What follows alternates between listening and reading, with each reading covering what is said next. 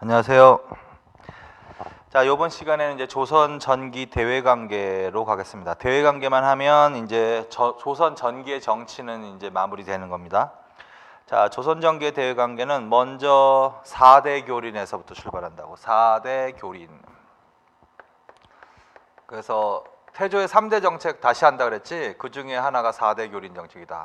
대외 관계와 관련되는 게 4대 교린이다. 그래서 그 용어를 알아두시고, 그런데 조선의 기본 정책은 다 생각해보면 성리학에서 나오는 거야. 자, 그래서 4대 교린 정책도 성리학적 사고방식에서 나오는 외교 정책이다. 자, 그래서 성리학적 세계관은 어떻게 돼 있다? 화와 이로 돼 있다 해서 화이줄 쳐놓으세요. 성리학은 세상을 두 개로 보는 거야. 화와 이로 본다. 화는 문화적인 선진국을 말하는 거야. 유교 문화를 알고 있는 문화적인 선진국. 그다음에 이는 오랑캐를 말하는 거야. 오랑캐 이자거든 그게. 그래서 이 세상에는 유교 국가와 유교를 모르는 사람들은 오랑캐라고 여기는 거야. 그래서 유교 문화권 화와 그 밖에 나머지는 다 오랑캐로 보는 거야. 이게 성리학적 사고방식이야. 그래서 그걸 화이사상이라고 한다. 그걸 그대로 조선의 성리학자들이 계승을 했단 말이야. 그래서 조선의 성리학자들도 세상을 화와 이로 보고 화는 존중하고 오랑캐는 배척하는 정책으로 나오는 거야. 그래서 그게 바로 4대와 교린 정책으로 나온다. 그래서 화는 누구를 말하느냐? 명나라를 말한다고. 명나라. 그래서 명나라는 화로서 큰 화로서 섬기는 거야. 그래서 그게 4대 정책이라고 하는 거고, 그 다음에 그러면 조선은 어떠한 나라냐? 작은 중화라고 한다고. 소중화라고 한다고. 자, 그래서 큰 대국 명국은 화로서 섬기지만 나 또한 소중화야. 그리고 나를 제외한 다른 민족, 북쪽의 뭐 여진족이 됐던 왜구가 됐던 걔네들은 오랑캐로 취급하는 거야. 그래서 걔네들 입장, 개와의 관계에서는 내가 소중화, 작은 중화로서 교린 정책을 하게 된다. 오랑캐. 결론, 화에 대해서는 4대 정책, 오랑캐에 대해서는 교린 정책을 한다. 그래서 크게 이해하세요. 그래서 이제 화와 이, 그래서 4대와 교린으로 나눠볼 수 있는 거고, 4대 정책에 대해서 한다. 문화적인 선진국으로 인식한다. 명과의 관계를 말한다. 그래서 명은 문화적 선진국으로서 섬긴다. 친선 관계를 유지하려고 한다. 그러나 그래서 형식적으로는 대등한 관계는 아니고 군신 관계를 맺고 있다고요.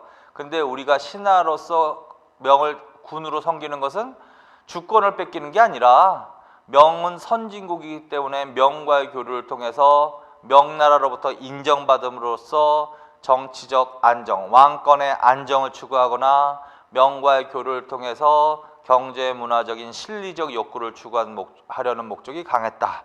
그걸 해놓은 거야. 그 다음에 이 오랑캐에 대해서는 조선은 소중화고 오랑캐에 대해서는 교린 정책을 했다. 오랑캐로 인식, 오랑캐 여진 외 등과의 관계를 말한다. 이들 나라하고는 일정한 통제 하에서 교류한다. 따라서 자유로운 교류하면 안 돼. 그리고 구체적인 정책의 내용으로는 강경책과 회유책을 동시에 구사했다. 자, 그래서 맨 처음에 나 있는 부분은 이해까지 좀 하시고, 그래서 이제 구체적으로 명과의 관계하고 뭐 여진족의 관계. 자, 그래서 나눠보면 어떻게 된다는 거야? 4대 정책과 뭐다? 교린 정책을 나눠볼 수 있다. 4대는 명과의 관계다. 그다음에 교린은 북쪽의 여진족이라든가 아니면 남쪽의 외 일본, 기타 동남아 각국 이렇게 되는 거야. 기타 동남아 각국. 그리고 이제 구체적인 내용을 정리하는 거야. 자, 명과의 관계는 그런데 섬기는 정책을 했지만 국초에는 갈등을 빚기도 했다. 명나라와. 그것도 알아두세요. 그게 바로 태조 때야. 태조 때 태조처는 명과 갈등을 빚었다. 이렇게 나와야 돼. 명과 갈등을 빚었다. 근데 그 갈등 빚은 원인이 뭐냐라는 거야. 자, 그래서 요동정벌 추진줄, 이거 정도전을 중심으로 요동정벌이 추진되고 있었죠. 태조 때 그거 줄, 명예 지나친 공물 요구 줄, 여진 문제 줄, 종계 변무 문제 줄 이성계 잘못된 종계에 관한 기록을 수정해달라고 요구했는데 명나라가 수정해주지 않았다. 표전 문제 외교 문서 표현에 대한 명예 시비. 자, 그래서 지방직에서 몇 년 전에 한번 나온 적이 있어. 국초에는 명과 갈등을 빚었는데 그 갈등 원인이 아닌 것은. 그래서 갈등 원인으로 이런 것들이 나오고, 아닌 내용 중에 하나가 뭐냐면 명나라가 조공을 군신 관계를 맺으면 신하의 나라에서 명나라에다가 조공품을 준다고. 그러면 그만큼 돌려주는 걸 회사라고 하거든. 근데 이 곡물 문제지, 저기 명에 지나친 곡물 요구, 그걸 반대로 낸 거야.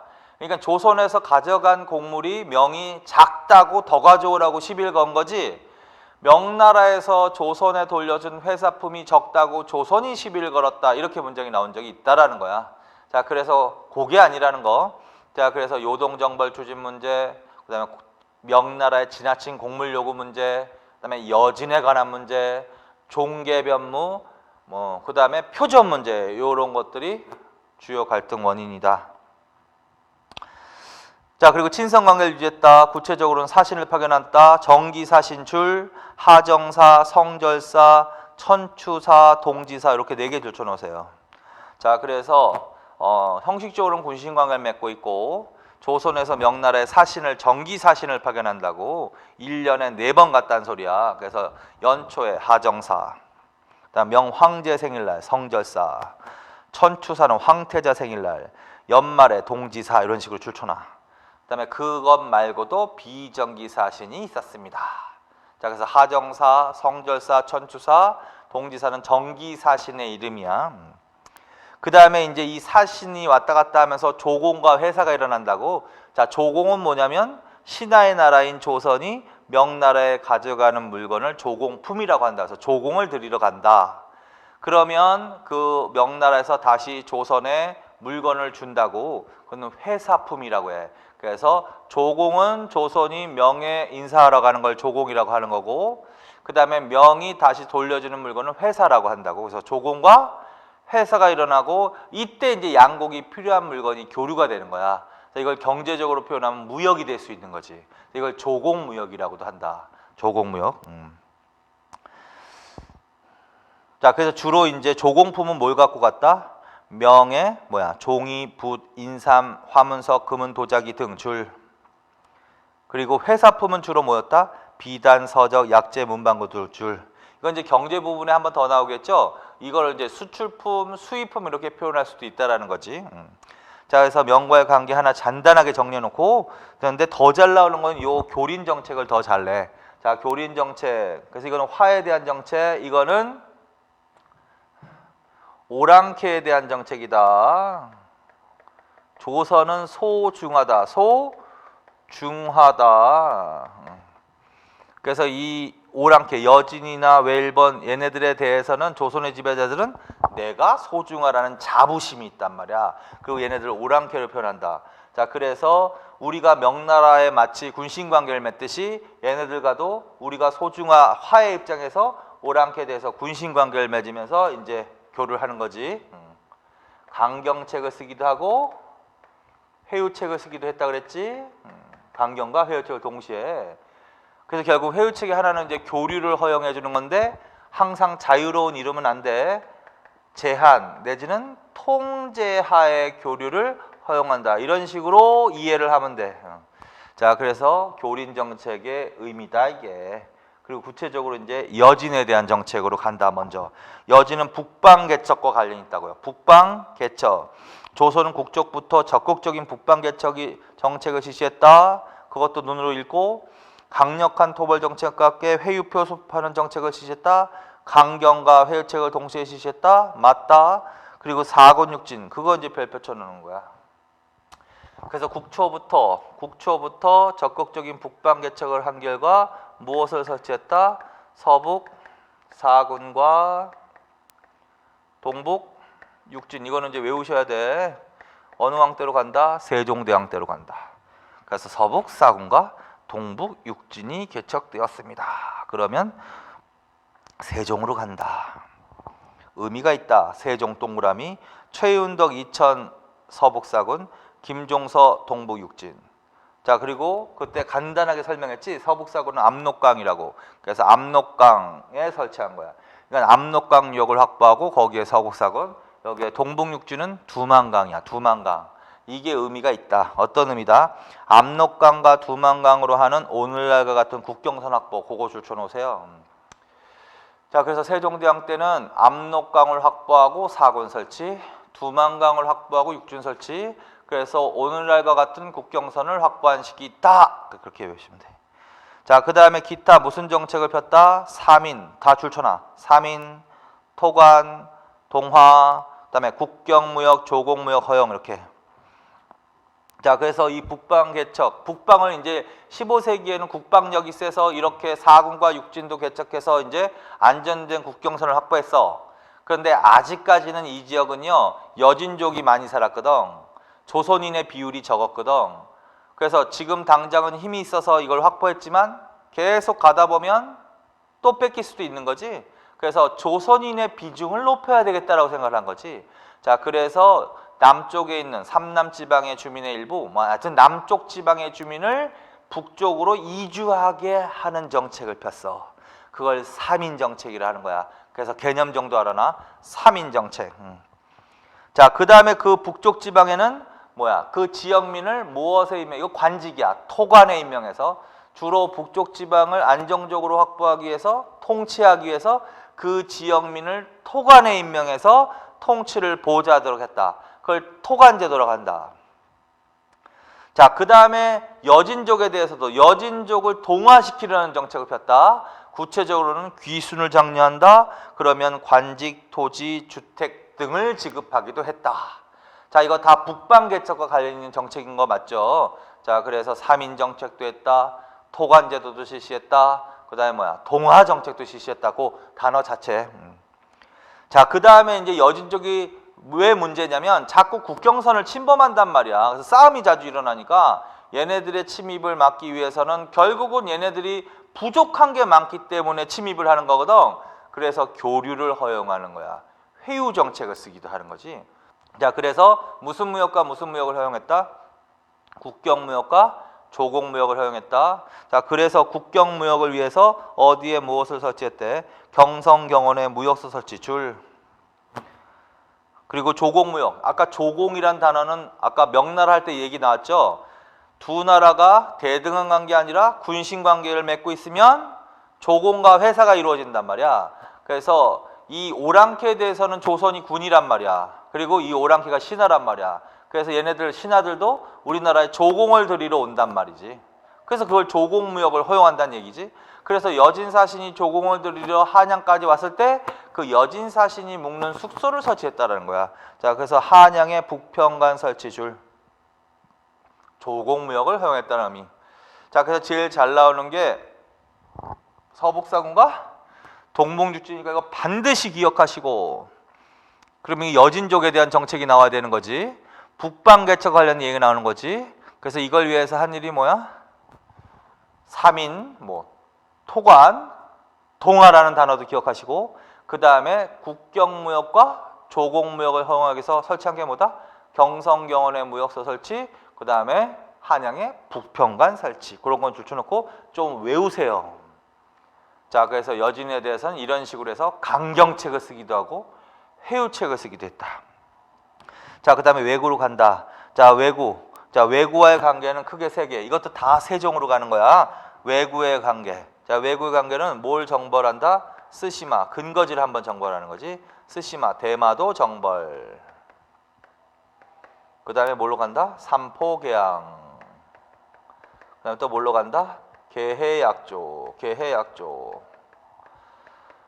어쨌든 최우선적으로 제일 잘 나오는 거는 이런 것들이니까 반드시 기억하시라고. 세종 때 서북 북쪽엔 서북사군과 동북육진을 설치하고, 세종 때 스시마 대마도 정벌이 있었고, 삼포를 개항했고, 계해약조를 체결했다. 조약. 그래서 요거는 제일 잘 나오는 거라고요.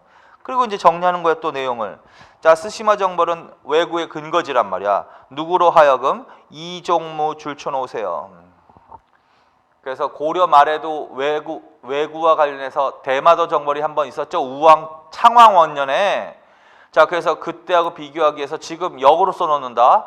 만약에 창왕 때 대마도 정벌하면 박위라는 사람이 가야 되거든. 그래서 이정무 위에다가 창왕 박위. 그러면 창왕 때 가는 거야. 조선전기 세종대왕 때 그때 세종을 써놨단 말이야. 이종무라고 해서. 그래서 세종 때는 누가 가야 된다? 이종무. 그리고 읽어. 이종무로 하여금 왜구의 근거지를 인 대마도 스시마를 정벌했다. 그러면 세종으로 가십니다.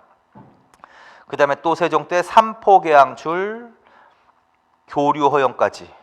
부산포, 제포, 연포. 일단 그렇게 주셔놔. 부산포, 제포, 연포. 자, 대마도 정부는 강경책이란 말이야. 근데 왜구도 오랑캐니까 강경과 회유책을 동시에 쓰는 거지. 그래서 강경하게 근거지를 토벌하기도 했지만 또 왜구도 자꾸 침범하는 게 문제잖아요. 그래서 필요한 물건을 교역할 수 있는 교류를 허용하는 거야. 회유책을 쓰기도 했다. 그래서 조선전기 세종대왕 때 일본과 왜구와의 교류를 위해서 무엇을 개항했다? 삼포를 개항해서 무역을 허용한 거야. 그래서 부산포, 제포, 연포. 일단 그렇게 읽어. 부산포, 제포, 연포. 근데 제포는 네이포라고도 한다. 그래서 부산포, 네이포, 연포 이렇게 할 수 있어. 부산포, 네이포, 연포. 그러면 세종으로 가는 거야. 그런데 그걸 현재 동네로 따지면 부산포는 그냥 부산이고 제포나 네이포는 진해 부근이고 연포는 울산 부근이라는 거야. 자, 그 다음에 오랑캐한테는 자유로운 교역을 허용해 주는 게 아니죠, 절대. 그래서 왜구한테도 교역을 허용했지만 제한된 교역을 허용하는 거야. 그래서 그 교역의 내용을 제한하기 위해서 조약을 하나 체결하는 거지. 그걸 계해약조라고 한다. 그래서 계해약조 세견선 50척, 세사미도 200석, 삼포에 거류할 외인의 수세한 그거 줄쳐놓으세요. 그리고 50에다 동그라미, 200에다 동그라미 쳐놔. 자, 그래서 이게 제한한 거야. 그래서 50척으로 제한했다. 쌀의 교역량은 1년에 200석으로 제한했다. 그래서 50척, 200석 나오면 무슨 조약으로 간다? 계해약조로 갑니다. 거기까지. 자, 그 다음에 무로마치 정부 추천화 밑에 무로마치 정부. 이건 무슨 말이냐면 왜구는 주로 대마도를 근거지로 하는 해적 집단인데 요 일본은 내륙 정부를 말하는 거야. 내륙 정부. 일본 내륙 정부하고 왜구는 좀 구분돼 있었다고 이 당시에는 고려시대도 그런 얘기를 했듯이. 근데 이 일본 내륙 정부는 뭐라고 한다? 무로마치 막부라고 한다고 이때. 무로마치 막부. 그래서 15세기 하는 거야 지금. 조선 전기니까 15세기 하는 거야 지금. 지금 다 15세기 하는 겁니다. 15세기에는 일본의 정부는 무로마치 막부라고 하거든. 그래서 무로마치 정부라고 하는 거지. 자, 그래서 무로마치 정부와 교류했다. 그럼 몇 세기로 가는 거다 무조건? 15세기로 가는 겁니다. 자, 그리고 이 무로마치 정부에서 이제 양국 간의 사신의 교환이 있었던 거야. 그래서 무로마치 정부에서 사신을 파견하면 그 사신이 한양에까지 와서 묵는 숙소를 설치했다. 그걸 뭐라 그런다?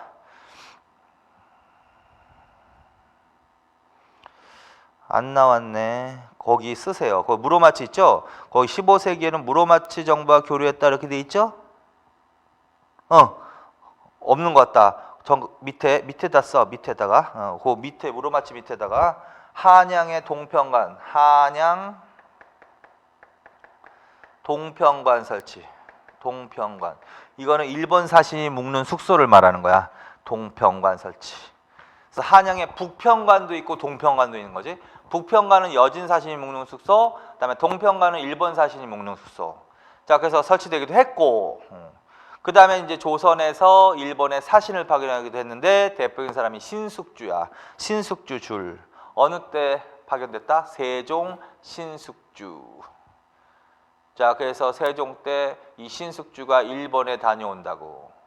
그래서 이 일본에 머물면서 보고들은 기행문, 견문기를 썼다고. 그걸 해동제국기라고 한다. 해동제국기. 근데 그거는 성종 때라고 해야 돼. 성종 때. 해동제국기 줄. 일본과 그 줄 다. 일본과 유구의 정치, 경제, 지리, 풍속 등을 자세하게 소개해 줄 쳐놔. 그 책이 뭐다? 해동제국기. 그러니까 조심할 게 신숙주거든. 신숙주의 해동 제국기는 이때 편찬되는 거야. 성종 때 해동 제국기. 그런데 그 사람이 다녀온 때는 이때라는 거지 뭐. 세종 때라는 거지 뭐. 세종 때. 그래서 그것만. 근데 해동 제국기 이러면 성종으로 가십니다. 그 책도 좀 알았어요. 해동 제국기. 그럼 몇 세기로 가야 돼? 15세기. 자, 거기까지. 자, 그 다음에 이제 동남아 각국과도 교류가, 동남아 각국도 좋잖아. 유구, 시암, 자와 등 줄. 유구는 지금의 현 오키나와를 옛날에 유구라고 했다고. 유구. 류쿠 해도 되고 유구, 오키나와. 시암은 태국 정도, 자와는 인도네시아 정도. 그게 다 동남아시아거든. 자, 그래서 유구, 시암, 자와 등과도 교류했다. 그럼 몇 세기로 갑니다? 15세기로 갑니다. 이들 나라는 어떠한 형식으로 조공줄 또는 징산품줄, 회사 형식 줄. 그래서 조공과 이 나라들도 조공과 회사 형식으로 무역이 이루어졌다 그런 얘기. 특히 고줄, 특히 유구와의 교류 활발해가지고 불교 경전, 유교 경전, 범정 부채 등을 전례했다. 줄. 자, 유구에 관한 이야기는 어느 책에도 들어있는 거야? 해동 제국기에도 들어있는 거 맞죠? 자, 그래서 그렇게 안 하나. 자, 그래서 이렇게 이해하시고 결론. 제일 잘 나오는 게 뭐라고? 세종 때 뭐 서북 사군과 동북 육지는 이게 제일 잘 나온다고요. 그 중에서도 최윤덕, 이천 등으로 하여금 압록강 서북사군, 김종서로 하여금 두만강 동북 육진. 의미 압록강과 두만강을 경계로 하는 오늘날과 같은 국경선을 확보했다. 이거. 자, 그 다음에 또 잘 나오는 게 뭐라고? 외구와의 관계. 뭐라고? 스시마 정벌 이종무로 하여금 삼포계양 무역을 허용해줬다. 부산포, 제포, 연포 제한을 가했다. 50척, 200석 등으로 그렇게 약조라고 한다고요. 자, 그래서 요 두 개가 제일 잘 나오니까 이건 항상 공부를 하시고, 이거 세종대로. 그다음에 기타 나머지도 문장으로 나올 수 있으니까 반드시 정리하시고. 이거 여진조, 이거는 외구. 여진조 기타 정책 뭐야? 삼인, 토관, 동화정책, 그다음에 국경무역, 경성경원 무역소 설치, 조공무역, 북평관 설치 그런 것들. 이건 외구. 그 다음에 일본 내륙 정부하면 이 시기 무로마치와 교류. 일본에 다녀온 사람 신숙주 쓴 책 해동 제국기. 그래서 일본과 유구의 상황이 풍속 등이 기록되어 있다. 그리고 이 시기에는 기타 누구와도 교류가 이루어져 있다. 그리고 동평관, 그리고 누구? 유구, 시암, 자와 등 동남아 각국과도 교류가 이루어졌다. 특히 유구와의 교류가 했다. 자, 그래서 여기 전체적으로 몇 세기로 간다? 지금까지 하신 내용은 15세기로 갑니다. 자, 그렇게 정리해 놓으세요. 자, 그 다음에 이제 넘기십시오. 234페이지. 자, 16세기에 들어가니까 대외관계와 국방력이 어떻게 된다? 약화된다. 그래서 15세기에는요, 결론적으로 사회가 굉장히 안정된 사회야. 15세기가 국방력도 셌고, 농민의 생활도 안정되고, 양인의 수도 늘어나고, 그래서 군역 자원도 늘어나서 군인도 많아지고, 그 다음에 과학기술도 발달해서 각종 무기가 만들어지고, 그래서 결론은 국방력이 셌단 말이야. 그래서 대외관계가 안정적이었단 말이야. 근데 이제 16세기로 가면서 점차 국방력이 약화되면서 대외관계가 불안정해지기 시작한다. 그래서 요새는 16세기만 따로 물어보기도 하니까 16세기 요 시대지, 지금 요 시대 16세기의 대외관계로 가는 거야. 자, 16세기 연산군 때는 별로 할 게 없으니까, 자, 그 다음에 연산군이지, 그 다음에 중종이죠, 그 다음에 명종이죠, 그 다음에 선조죠. 대충 주요 왕들이 이렇게 해당되는 거 맞지? 자, 그래서 요 시대가 몇 세기다? 16세기다. 자, 그래서 정리하는 거야. 자, 삼포외란, 중종 때 뭐가 일어나더라는 거야? 삼포외란이 일어나다. 삼포외란. 외인들이 난을 일으킨 거야. 자, 그러면 외인들과 관련해서는 15세기에는 근거지를 정벌해서 무력 시위를 한 거고, 그 다음에 삼포를 개항해서 무역을 허용했다. 그런데 제한을 가했단 말이야. 세견선 50척과 세사미도 200석 등으로 제한을 했단 말이야. 근데 이 제한이 불만이 있었던 거야, 왜구들이. 자꾸 조선이 교를 자꾸 제한을 하니까 거기에 불만을 품고 외인들이 소란을 일으킨 거야, 삼포에서. 뭐 그걸 삼포외란이라고 한다. 개념은 어렵지 않다. 자, 그래서 중종 줄 쳐놓고 삼포외란 하나 딱 외우시고, 그리고 읽어. 왜구가 삼포에서 소란을 일으켰다. 그 삼포외란이지 뭐. 그래서 교류를 중단시켜 버렸어. 그랬더니 그 이후에 대마도주가 계속 교류해 달라고, 다시 제기해 달라고 애원을 한 거야. 그래서 조약을 체결하더라. 무슨 조약을 체결했다? 임신조약. 줄 삼포외란과 임신조약이야. 삼포외란과 임신조약. 줄 이렇게. 그래서 임신조약을 통해서 다시 교류를 재개했지만 그 전보다도 오히려 교류를 더욱더 제한했다. 개해약조 때보다 더 반으로 줄였다. 그래서 세견선 25척 동그라미, 세사미도 100석 동그라미. 그래서 25척 100이 나오면 임신조약으로 가는 거야. 의도적으로 문제 풀기 위해서. 가끔가다 이게 뭐야, 그것도 물어보고 순서 발현 문제도 나오니까 순서대로 하는 거야, 될 수 있으면. 그런데 이 삼포외란은 이 기구가 설치되는 계기가 된 사건이야. 이거 굉장히 중요한 기구야. 비변사 설치. 그거 줄 쳐놓으세요. 자, 그래서 중종 때 있었던 일 말해보세요. 삼포외란, 그 다음에 임신조약, 임신조약의 내용, 계약조보다 반으로 더 줄였다. 25척 배. 그 다음에 모 설치 계기가 된 사건이다. 그럼 비변사 설치가 된 계기가 된 사건이야. 비변사 중요하다. 더 줄쳐놔. 별표 쳐놔. 비변사는. 자, 비변사는요, 삼포외란을 계기로 중종 때 처음 설치된 거야. 그런데 이때 왜 설치했다? 군사 문제 줄. 그래서 비변사는요, 군사, 지변사 재상을 중심으로 이렇게 써놔. 지변사 재상을 중심으로. 이거는 뭐냐, 군사 문제 지식이 많은 사람들이라고 표현하면 돼. 그냥 지변사 재상을 중심으로 군사 문제를 논의하기 위해서 설치한 합의제 기구야. 합의제. 자, 그렇게 알아두시고, 그래서 임시 합의제 기구, 임시 줄초나. 자, 그래서 중종 때 삼포외란을 계기로 설치된 이 기구는 무엇이다? 비변사다. 맨 처음에 설치된 비변사는 무슨 문제를 처리한다? 지변사 재상을 중심으로 군사 문제를 합의에 의해서, 합의제 기구다. 근데 맨 처음에는 무슨 일이 터질 때마다 한 거지 상설은 아니라는 거야. 그래서 임시까지 줄쳐놔. 자, 그런데 또 이제 교류 제기하는 과정에서 또 사건이 터지더라는 거지. 또 소란을 일으킨 거야. 그걸 뭐라 그런다? 사량진 외변이라고 한다. 사량진 외변 줄. 그래서 같은 중종 때 무슨 외변이 또 일어난다? 사량진 외변 줄. 사량진 외변. 뭐 말 그대로 뭐 사량진에서 왜구가 소란을 일으켰다는 거지. 중종 때. 그래서 또 교류를 중단시켰어. 근데 또 교류를 재개시켜달라고 해. 그래서 또 조약을 체결한 거야. 그게 무슨 조약이라고 한다? 정미약조 줄. 그래서 명종 때 무슨 조약을 체결한다? 정미약조를 체결한다. 정미약조. 근데 지금 이걸 좀 구체화시키려고 하는 건데, 그냥 단순하게 하기 위해서는 이렇게 하세요. 그냥 왕 필요 없고.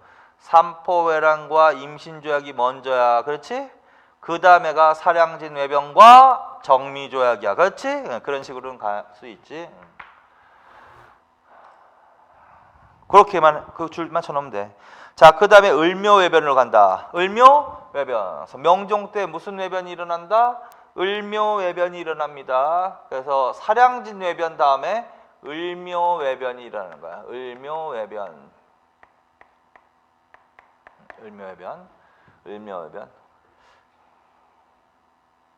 그래서 을묘외변도 줄쳐놔. 그리고 왜구 70여 척이 전라도 달랑포 줄쳐놔. 전라도 달랑포에 침입했다. 이게 을묘외변이다. 그리고 이때는 이제 또 교류가 중단된 거야, 이 사건으로. 근데 이때는 조약이 나오면 안 돼. 계속 교류가 중단되는 거야. 근데 이때 이제 중요한 일이 하나 벌어져. 비변사가 정식관청 상설기관화 그거 줄쳐놓으세요. 비변사는 별표 쳐놓은 기간이지. 을묘외변은 어떠한 계기가 된 사건이야? 비변사가 정식관청 내지는 상설기관화된 관청입니다. 그래서 그거 반드시 기억하시라고. 그래서 그냥 왕으로 하지 말고 이렇게 하자. 자, 중종 때 뭐야? 삼포회란, 그 다음에 임신조약, 그 다음에 비변사. 그거는 확실히 기억하세요. 비변사 세 개는 확실히 기억하라고. 이렇게. 그 다음에 명종 때로 가자. 명종 때는 을묘외변, 을묘외변 이렇게 하자고. 을묘외변 이렇게. 그리고 그 사이에 낀 거지 뭐. 뭐가? 사량진외변이. 사량진외변과 뭐다? 정미조약. 이런 식으로 머릿속으로 알아두십시오. 구체적으로는 뭐 사량진외변은 중종이고 정미약조는 명종이긴 하지만 헷갈리니까 어쨌든 이 순서로 가는 거야. 삼포외란, 사량진외변, 을묘외변 순서로 간 거야. 임신조약, 정미조약으로 간 거야. 그리고 비변사 설치가 계기가 된 사건. 근데 이건 비변사 삼포외란이야. 삼포외란 중종 때. 근데 비변사가 맨 처음에 임시관청이었단 말이야. 근데 정식관청 내지는 상설기관화 됐다. 그러면 뭘로 간다? 을묘외변으로 간다. 거기까지. 자, 그 다음에 이제 임진왜란이 터지는 거야. 선조 때 1592년 뭐가 터진다? 임진왜란이 터진다. 1592년에. 이건 이제 단독으로 따로 정리해놔야 될 사건이고, 그래서 순서가 이렇게 되는 거지 지금. 외구와의 관계, 일본과의 관계야. 자, 그 다음에 이제 16세기의 상황을 좀 정리해. 이 부분도 굉장히 중요해. 자, 16세기 상황은 일단 연필로 줄쳐놓으세요. 이건 경제 부분에서 또 나올 거지만 지금 미리 예습 겸 해서 읽읍시다. 16세기에는 불법적인 토지 겸병과 지주제 발달 줄, 방납의 폐단, 족징 인징의 폐단 등 수치 제도의 변질 줄, 그리고 방납의 폐단은 별표. 자, 그래서 16세기는 경제 상황이 바뀌어. 자, 16세기에는 결론은 지주제 발달이야. 지주제가 발달하고 그 다음에 수치 체제가 변질이 되는 거야. 변질. 나쁘게 변질되는 거야. 과도하게 세금을 걷는 걸로 변질되는 거야. 그래서 16세기 발생한 수치체제 변질의 구체적인 내용은 뭐가 있다? 방납의 폐단, 족징, 인징의 폐단. 근데 그 중에서도 방납의 폐단은 별표 쳐놓으라고. 자, 그래서 지주제 발달, 방납의 폐단 성행, 족징, 인징 등의 폐단이 성행했다. 가로, 그게 바로 농민의 부담을 가중시킨 사건, 현상이란 말이야. 그래서 결론, 농민의 생활이 궁핍줄. 그래서 16세기는 전체적으로 그런 것들로 원인이 되어서 농민의 생활이 궁핍해진다. 따라서 농민의 생활이 어려워지자 역의 의무를 감당하지 못하는 거야. 자, 그래서 역의 의무를 피해서 도망 다니기 시작하는 거야, 농민들이. 그걸 역기피 현상이라고 한다. 역기피. 그걸 다른 말로는 피역저항이라고 한다. 피역저항이라고도 써놔. 역기피, 피역저항. 그래서 역의 의무를 피해서 자꾸 도망 다니는 거지 뭐. 그리고 읽으세요. 농민들이 역의 부담을 피하기 위해 토지 이탈 심화 줄. 그래서 전체적으로 판단한다면 15세기에는 농민의 생활이 안정된 시기였거든. 근데 16세기에는 지주제 발달, 방납의 폐단, 족징, 인징의 폐단 등으로 인해서 농민의 생활이 궁핍해지고, 그래서 생활이 어려워진 농민들이 역의 의무를 피해서 토지 이탈이 심화되는 시기다. 그래서 농민 대신 군인을 부역 동원하는 일이 잦아지고, 그렇다면 군인들도 군역이라는 것도 회피하는 현상도 발생할 수가 있는 거지, 당연히. 그렇게 알아두십시오. 그래서 이러한 현상이 나오면 몇 세기 물어보는 거야? 16세기 물어본다. 16세기 가니까 모두 발생하더라. 군역 제도도 변질이 되더라는 거지. 그래서 군역 제도 변질도 가볍게 줄쳐놓고, 그래서 15세기 말부터 16세기에 그런 현상이 나타난다. 대립제, 반군수포제, 군족수포제. 그건 반드시 기억해. 그래서 15세기 말부터 16세기 이 시대에 뭐가 나타난다? 대립제 현상이 나타난다. 반군 수포제 현상이 나타난다.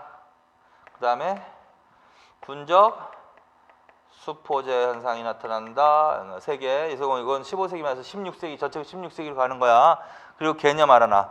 15세기 말부터 다른 사람을 사서 군역이나 요역을 대신하게 하는 주초나 사람을 서 자기가 역의 의무를 부담해야 하는데 자기가 돈이 있다면 다른 사람을 사서 대신 세우는 거야. 역의 의무를. 그걸 대립이라고 한다. 대립, 대신 세운다. 대립 맞죠? 대립. 근데 불법이야. 불법. 자, 반군수포제. 관청이나 군대에서 군역에 복무해야 할 사람에게 포를 받고 군역을 면제. 그거 좋잖아. 이게 이제 군역의 변질로도 변질하는 거야. 군대에 가야 될 사람이 돈이 있다면 군포라는 거를 내고 거기서 해방되는 거야. 자, 그걸 반군수포. 그것도 불법이야. 그래서 결국은 16세기에 전체적으로 역자원들이 도망 다니는 거야. 역의 의무를 부담해야 될 사람이 자꾸 도망 다니고 역자원은 부족해지고 그 다음에 역의 의무를 해야 되는 의무자가 다른 사람을 대신 세우는 현상이 많아지고 그게 만연하는 거야. 16세기에. 그래서 정부가 관리할 수가 없으니까 그러면 군역의 의무자를 직접 오게 하지 말고 군역의 의무자에게 대신 군포라는 걸 받자. 그리고 그걸로 대신하게 하자. 그래서 그걸 법제화하는 거야. 그걸 군적수포제라고 하는 거야. 군적수포제. 반군수포제가 성행하자 정부는 거기서부터 군역의 의무자에게 그 대가로 군포를 징수하는 제도를 법제화함. 중종, 양반 제외까지 좋잖아. 자, 그래서 대립제, 반군수포제, 군적수포제는 결국은 대신 세우는 거.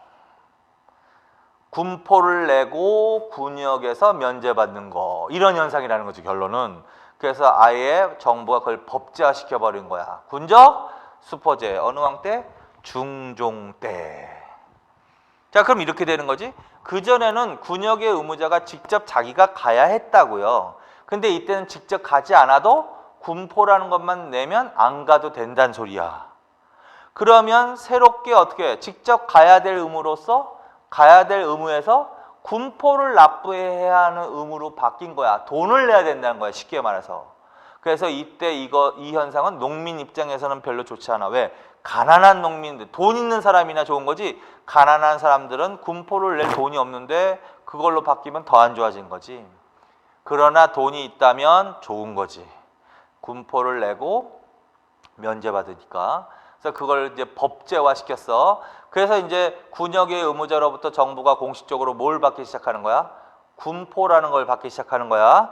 그런데 이때 법제화하면서 양반은 군포를 안 내게 뺀단 말이야. 그래서 양반 제외는 그거야. 무슨 제외냐면 군포를 납부하지 않는 사람이라는 거. 그래서 점점 특권층이 돼가는 거지. 양반이라는 신분만 획득하면 군포를 안 내게도 될 수 있겠지. 그럼 자, 그래서 그렇게 알아두시고 결론. 자, 16세기에는 농민의 생활이 어려워진다. 이유: 지주제 발달, 박납의 폐단, 족징, 인증 등의 폐단 등이 원인이다.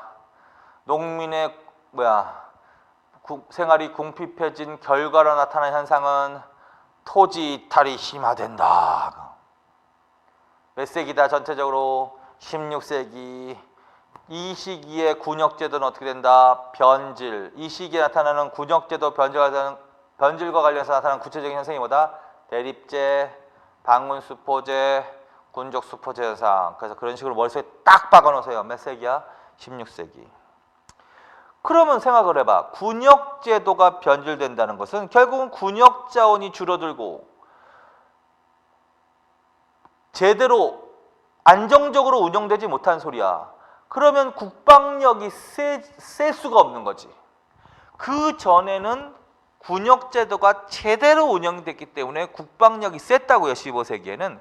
그런데 16세기는 군역제도가 변질되면서 농민이 몰락하면서 결국은 뭐다? 국방력의 약화로까지 나타난 거야. 그래서 조선 전기의 국방력이 셀 때 유지했던 지방군 체제를 더 이상 유지하지 못하게 되는 거야. 그래서 16세기에 지방군의 변화가 나타난다. 그 밑에 있는 거 중요하다. 그 별표 쳐놓고 진관 체제가 재승방략 체제로 바뀝니다. 자, 진관 체제는 조선 전기의 지방군 날 때 아셨죠? 조선 전기의 지방군인 진관 체제는 어느 때 확립되었습니다? 세조 때 확립되었습니다. 맞지? 다시 한번 확인하고. 근데 이게 이제 16세기 들어와서 어느 왕 때? 명종 때. 명종 때 뭘로 바뀐다? 재승방략으로 바뀐다. 재승방략으로 바뀐다. 그래서 재승방략도 줄쳐놔. 그래 지방군의 변화 있지? 그거 별표 쳐놓으라고. 이거 두 개 중요하다고.